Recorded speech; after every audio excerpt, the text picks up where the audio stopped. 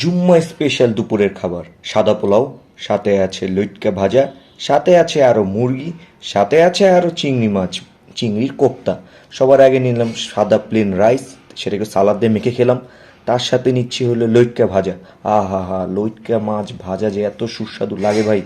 আব্বা ওই সময় বলতেছিল আগে বলতি গরু বা খাসির গোস অল্প নিয়ে আসতাম। বললাম না, আল্লাহ তাআলা রিজিক আজকে যার আছে তাই জোস। সবার আগে নিয়ে নিলাম হলো লইট্কা ভাজা এবং সেটা নিয়ে ভেঙে প্রথম মুখে দিলাম, আহা হা কি স্বাদ, মাশাল্লাহ, খুব টেস্টি। এবং চিংড়ি মাছের কোপ্তা, এটার ভিডিও অলরেডি আমাদের চ্যানেলে আছে, অবশ্যই দেখতে পারেন। এবং চিংড়ি মাছের যে কোপ্তা, এটা কিন্তু খুবই ইউনিক একটা স্টাইলের রান্না, খুব ভালো লাগে। এরপরে নিয়ে নিলাম লইট্কা মাছের ভাজা এবং হলো সালাদ। সালাদটা আবার আমার একটু সালাদ বলতে শশাটা বেশি থাকবে, তার সাথে হালকা টমেটো, হালকা পেঁয়াজ এবং হালকা কাঁচামরিচ, সেটা কিন্তু অসাধারণ লাগে, জোস। এবং এটাকে কিন্তু আপনার ভাইবেন না, আবার কি বলে গোস্ত ভাইবেন না, চিংড়ি মাছের কোপ্তা, পুরো চিংড়ি মাছ এটার সাথে মিক্স করে মশলা টশলা মিক্স করে দেন এটাকে ভেজে তারপর এটাকে কোপ্তা করি। আম্মু সম্ভবত ভেজে করছে নাকি পুরাটা কাঁচা করে সেটা খেয়াল নেই, কারণ সেটা দুইভাবেই রান্না করা হয়, দুইভাবেই আমাদের চ্যানেলে আছে। সেটা এখন মাখো মাখো করছি সালাদ দিয়ে। সালাদটা ভাই মুখে পানি এসে বসে সালাদের।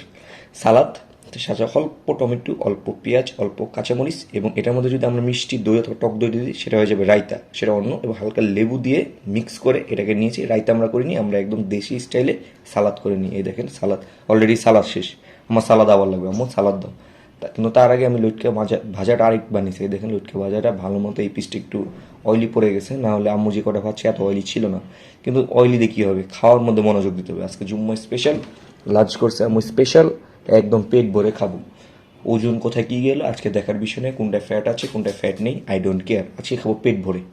আবার মাখো মাখো করলাম বিসমিল্লা করে, আবার মুখে নিয়ে নিলাম। ভাই দেখেই মনে হয় আজকে দুপুরে খাবো ভাত। গতকালকে জুম্মার এই ভিডিও দেখে এখন আমার নিজের মুখে আবার পানি আসতেছে। আবার যদি আম্মু আজকেও খাওয়াইতো, আম্মু এটা আজকে বললে আবার দুটো ঘুষি দিয়ে দিবে। যাই হোক, এটা ডাজেন্ট ম্যাটার। এখন আমরা মুরগির মাংস নিয়ে নিই, মুরগিটা খুব জলদি সামনে নিব। মুরগিটা আমি লাল লাল করে রান্না করছি ইউনিক স্টাইলে। এই মুরগির রেসিপি অলরেডি আমাদের চ্যানেলে আছে, তিনোটার ভিডিও, তিনোটা যে আইটেম আমাদের মেন সবগুলোই আছে। এই যে আম্মুকে দিয়ে দিলাম।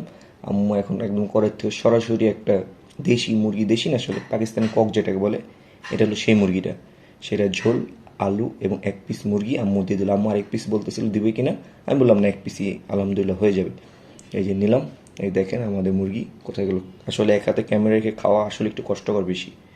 যাই হোক, এই দেখেন এখন আমরা নিয়ে নিলাম ঝোলটা ভালো মতো মাখো মাখো করছি ডানবাম করে, এবং নিয়ে মুরগি সেরা সেরা, মানে মুরগি আর গরুর গোশতটা বেশি ভালো লাগে। মাঝে মাঝে মুরগির এই ছোটোবেলা আমার মনে আছে, মুরগি না খেলে আমার ভালোই লাগতো না।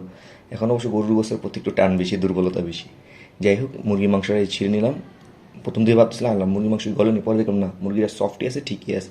আমি হাড্ডির দিক দিয়ে টানতেছিলাম, দেখে ছুটতেছিলাম না, পরে গোস্ত ওইখান থেকে টানলাম, কারণ রানের থেকে আমার সিনার পিসটাই বেশি ভালো লাগে।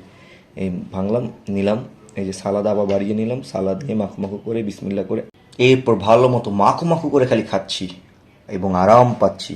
না দুপুরে খাবার যে যাই বলেন, দুপুরে খাবার রাতের খাবার, পোলাও একটা আবেগের নাম বাঙালির।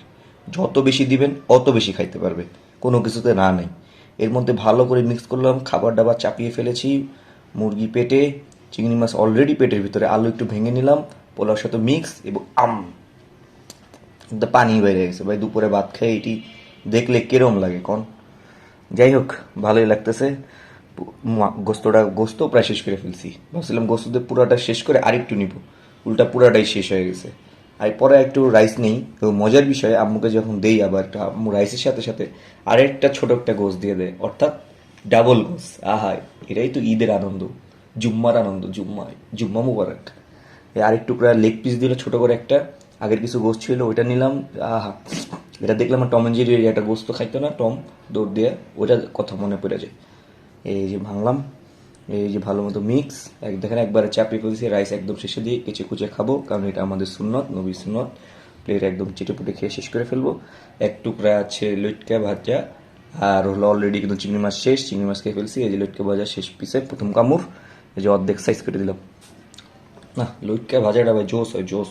লইটকা ভাজার উপরে কোনো ভাজি হয় না। এর মধ্যে হলো গোস্তগুলো ভালো মতো টাইট করে নিচ্ছি। কোথায় গোস্ত নিলাম, হালকা একটু সালাদ নিলাম, মিক্স করলাম, একদম শেষে দিয়ে পেট হয়ে আসছে টাইট, এবং ফিনিশিং দিচ্ছি সালাদ দিয়ে। একদম ভালো মতো খেয়ে চেটেপুটে একদম ফিনিশিংটা আছে, একদম সামান্য আর 2-1 লোকমা বাকি। গোস্ত আছে মাত্র 1 পিস, লইটকা মাছও শেষ, এই একটুখানি আছে লইটকা মাছ। গোস্ত এক এক পিস দেন, খালি হাড্ডি রয়ে গেছে এক পিস, সেটা বিড়ালে দিয়ে দিব, আমি একটু ভেঙে চলে দিব আর কি, নাহলে পুরোটা খাইতে পারে না।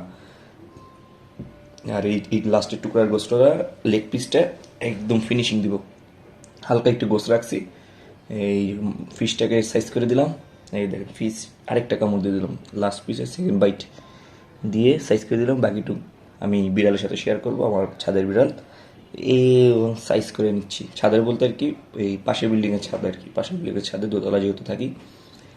এরপরে এই যে মুরগির মাংস, আহা হা শেষ, আলহামদুলিল্লাহ একদম পেট পুট ভরে খেলাম, খুব ভালো লাগলো জুম্মা স্পেশালের খাবার খেয়ে, একদম ফিনিশিং টাচ, একদম শেষ মুহূর্তে এসে পড়েছি আমরা, খাওয়া দাওয়া শেষ, সোনার বাংলাদেশ, আলহামদুলিল্লাহ, শুকর আলহামদুলিল্লাহ, আল্লাহ তালা ভালো খেয়েছেন। গোস্ত এই অনেকে বলতেছিল, মানে আব্বাই বলতেছিল যে খাসি বা গরুর গোস্তটা থাকলে আরো ভালো হতো, বললাম যাক সমস্যা নেই, মুরগির মাংস এবং 2 পদের মাছ যেভাবে খাইছি ভালো খাইছি, এটাই বেশি আলহামদুলিল্লাহ।